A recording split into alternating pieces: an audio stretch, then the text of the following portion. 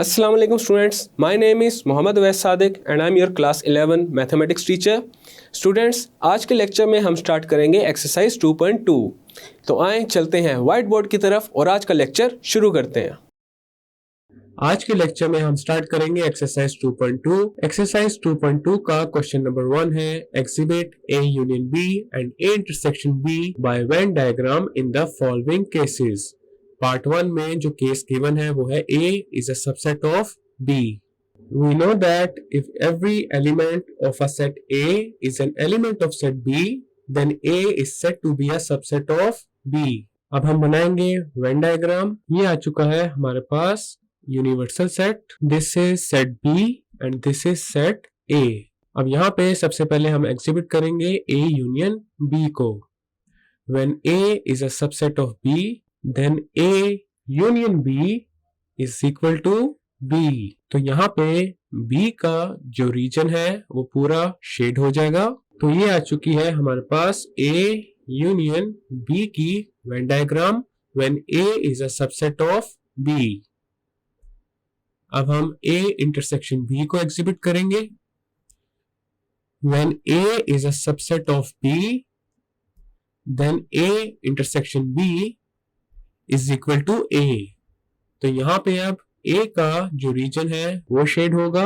तो ये आ चुका है हमारे पास A intersection B when A is a subset of B.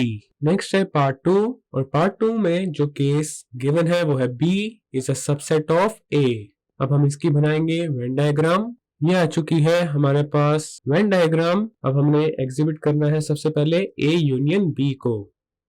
When B is a subset of A, then A union B is equal to A. तो यहाँ पे A का जो रीजन है वो शेड होगा. तो ये आ चुकी है when diagram A union B की when B is a subset of A. अब हमने एग्जिबिट करना है A इंटरसेक्शन B को when B is a subset of A. When B is a subset of A, then A intersection B is equal to B. तो यहाँ पे B का reason shade हो जाएगा.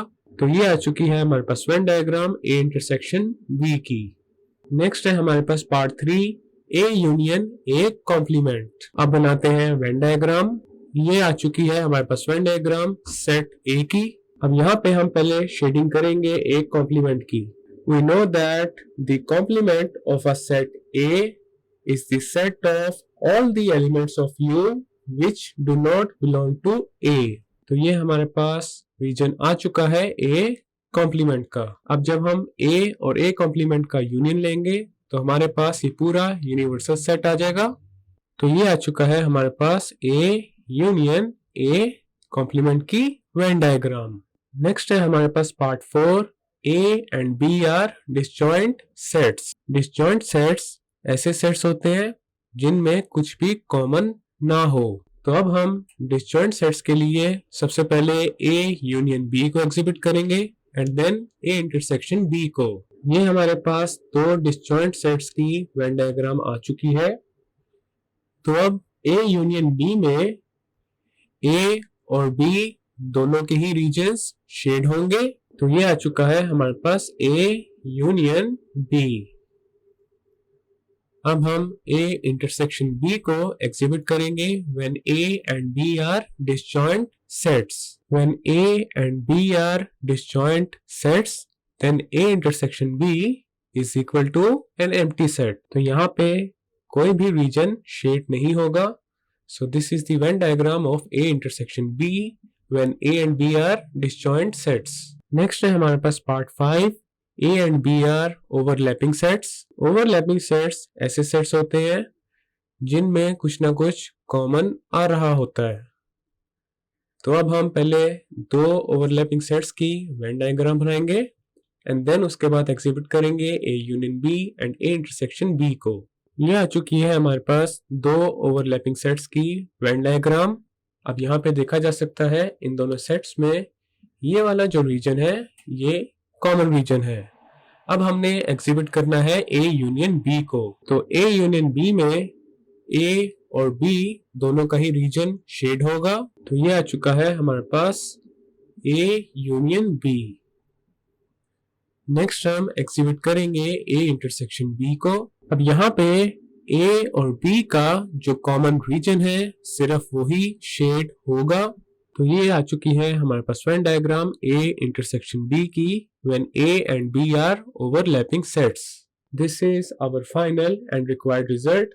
और यहाँ पे एक्सरसाइज 2.2 का क्वेश्चन नंबर 1 कंप्लीट हो चुका है। नेक्स्ट है question number 2, show A minus B and B minus A by Venn diagrams when part 1 है A and B are overlapping sets। अब पहले हम overlapping sets की वेन डायग्राम बनाएंगे, उसके बाद एग्जिबिट करेंगे A minus B and B minus A को। तो ये हमारे पास overlapping sets की वेन डायग्राम आ चुकी है। अब हम एग्जिबिट करेंगे A minus B को। A minus B consist of all the elements which belong to A but do not belong to B। अब यहाँ पे A का वो रीजन शेड होगा जो B में इंक्लूड ना हो। तो ये है हमारे पास A minus B की Venn diagram when A and B are overlapping sets। Next हमने एग्जिबिट करना है B minus A को। अब यहाँ पे हम B का वो रीजन शेड करेंगे जो A में ना हो। तो ये आ चुकी है हमारे पास B minus A की Venn diagram when A and B are overlapping sets। Next है part 2, A is a subset of B। अब यहाँ पे हमने A सबसेट B की वेन डायग्राम बना ली है। अब हम एग्जिबिट करेंगे A minus B को। जब A B का सबसेट होता है तो A minus B एक एम्प्टी सेट बन जाता है। अब हम जानते हैं कि A minus B में हमारे पास वो एलिमेंट्स आते हैं जो कि A में हो लेकिन B में ना हो। लेकिन यहाँ पे देखा जा सकता है A ऑलरेडी B का सबसेट है, तो इसका मतलब ये है A के जितने भी एलिमेंट्स हैं वो B में है। तो यहाँ पे कोई भी रीजन शेड नहीं होगा। सो this is the Venn diagram of A minus B। Next हम एग्जिबिट करेंगे B minus A को। अब यहाँ पे हमारे पास B का वो रीजन आएगा जो A में इंक्लूड ना हो। तो ये आ चुकी है हमारे पास Venn diagram B minus A की when A is a subset of B। Next है हमारे पास part 3, B is a subset of A। अब हमने एग्जिबिट करना है A minus B को। तो यहाँ पे A का वो रीजन शेड करेंगे जो B में ना हो। So this is the Venn diagram of A minus B when B is a subset of A। When B is a subset of A, then B minus A is an empty set। तो यहाँ पे कोई भी reason shade नहीं करेंगे। So this is the Venn diagram of B minus A। This is our final result। Next है question number 3, under what conditions on A and B are the following statements true। Part 1 है A union B is equal to A। So this statement is true when B is a subset of A। अब इसको हम एक example से भी verify कर लेते हैं। फॉर एग्जाम्पल, अगर हमारे पास सेट A है 1 2 3 4, set B is equal to 1 2।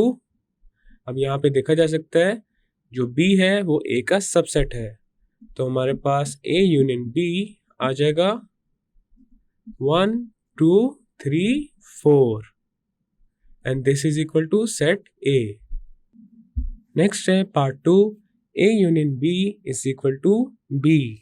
So this statement is true when A is a subset of B। अब इसकी वेरिफिकेशन करते हैं। फॉर एग्जाम्पल, सेट A है हमारे पास 1 2 and set B is equal to 1 2 3। अब यहाँ पे देखा जा सकता है set A is a subset of set B, तो हमारे पास A यूनियन B अब आ जाएगा 1 2 3 and this is equal to set B। Next है हमारे पास part 3, A minus B is equal to A। तो ये स्टेटमेंट तभी ट्रू हो सकती है जब A और B डिसजॉइंट सेट्स होंगे, और we can say intersection of A and B is an empty set। A intersection B, this is equal to 5। For example, if set A is equal to 1, 3 and set B is equal to 2, 4, तो हमारे पास A intersection B यहाँ पे आ रहा है 5 and A minus B हमारे पास आ जाएगा। अब यहाँ पे हमारे पास वो एलिमेंट्स आएंगे जो सेट A में हो लेकिन सेट B में ना हो, तो यहाँ पे आ जाएगा 1, 3 and this is equal to set A. Next है part 4, A intersection B is equal to B. So this statement is true when B is a subset of A. For example, if set A is equal to 1, 2, 3 and set B is equal to 1, 2. अब यहाँ पे देखा जा सकता है जो set B है वो सेट A का सबसेट है। अब हमारे पास A इंटरसेक्शन B में हमारे पास आ जाएगा 1, 2 and this is equal to set B। Next है part 5, number of elements in A union B is equal to number of elements in A plus number of elements in B। So this statement is true when A intersection B is equal to 5। जब A और B का जो intersection है वो empty set के equal होगा then हमारे पास ये स्टेटमेंट ट्रू होगी। अब हम इसकी एग्जांपल की हेल्प से वेरिफिकेशन कर लेते हैं। फॉर एग्जांपल, सेट A है हमारे पास 1, 2, सेट B है 3, 4। अब यहाँ पे A इंटरसेक्शन B देखा जा सकता है हमारे पास आ रहा है एक empty set. So A intersection B is equal to 5। अब हम यहाँ पे A यूनियन B भी फाइंड कर लेते हैं। This is equal to 1, 2, 3, 4। अब हमारे पास यहाँ पे सेट A में कितने एलिमेंट्स हैं? 2 एलिमेंट्स हैं। So number of elements in A, this is equal to 2. Number of elements in B, this is also 2. Number of elements in set A plus number of elements in set B, this is equal to 2 plus 2 and this is equal to 4. अब हम find करेंगे number of elements in A union B। तो यहाँ पे देखा जा सकता है A union B में हमारे पास 4 एलिमेंट्स हैं। So this is equal to 4। तो हमारे पास ये जो स्टेटमेंट है हमने इसको वेरीफाई कर दिया है एग्जाम्पल की हेल्प से, और इसका सोल्यूशन है A intersection B is equal to an empty set. Next है part 6, number of elements in A intersection B is equal to number of elements in A। So this statement is true when A is a subset of B। अब हम example से इसकी भी verification करेंगे। For example, set A है हमारे पास 1, 2, set B is 1, 2, 3। अब यहाँ पे देखा जा सकता है set A is a subset of B। अब हम फाइंड करेंगे A इंटरसेक्शन B, तो हमारे पास आ जाएगा 1, 2। सेट A में हमारे पास 2 एलिमेंट्स हैं और सेट A इंटरसेक्शन B में भी हमारे पास 2 एलिमेंट्स हैं। So this statement is true when A is a subset of B। Next है हमारे पास part 7, A minus B is equal to A। So this statement is true when A intersection B is equal to an empty set. For example, अगर हमारे पास set A है 2, 3 and set B is equal to 1, 4, तो यहाँ पे देखा जा सकता है A इंटरसेक्शन B हमारे पास एक एम्प्टी सेट आ रहा है। अब हम फाइंड कर लेंगे A माइनस B को। तो A माइनस B के सेट में हमारे पास वो एलिमेंट्स आएंगे जो कि सेट A में हो लेकिन सेट B में ना हो। So this is equal to 2, 3 and this is equal to set A। तो यहाँ पे ये जो स्टेटमेंट है ये तभी ट्रू होगी जब A और B का इंटरसेक्शन एक एम्प्टी सेट के इक्वल होगा। नेक्स्ट है part 8, number of elements in A intersection B is equal to 0. So this statement is true when A intersection B is equal to an empty set. For example,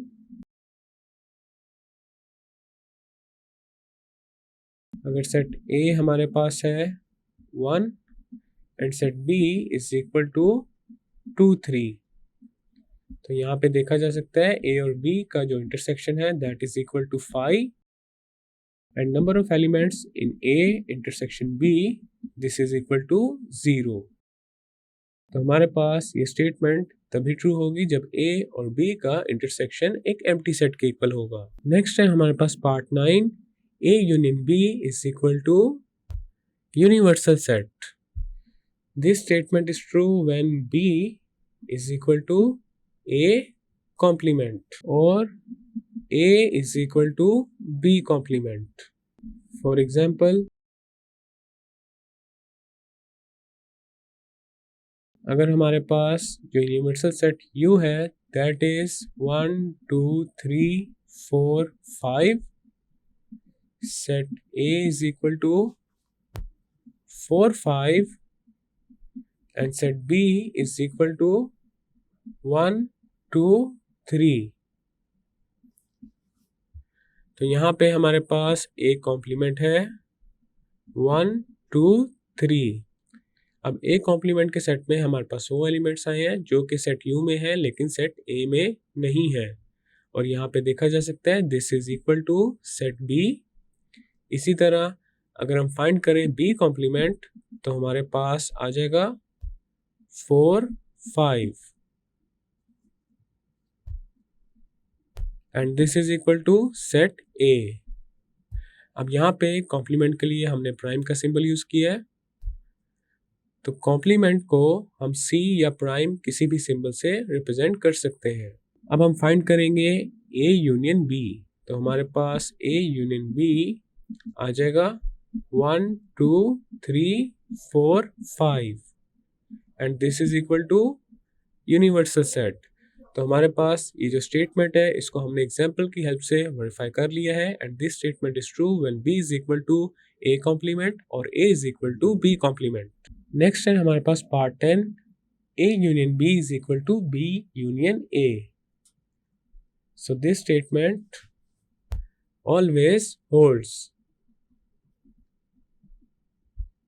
It holds always. For example, set A is 1, 2, set B is 2, 3. तो हमारे पास A union B आ जाएगा 1, 2, 3 और B union A आ जाएगा 1, 2, 3. तो यहाँ पे देखा जा सकता है A union B is equal to B union A. Next है हमारे पास part 11. Number of elements in A intersection B is equal to number of elements in B.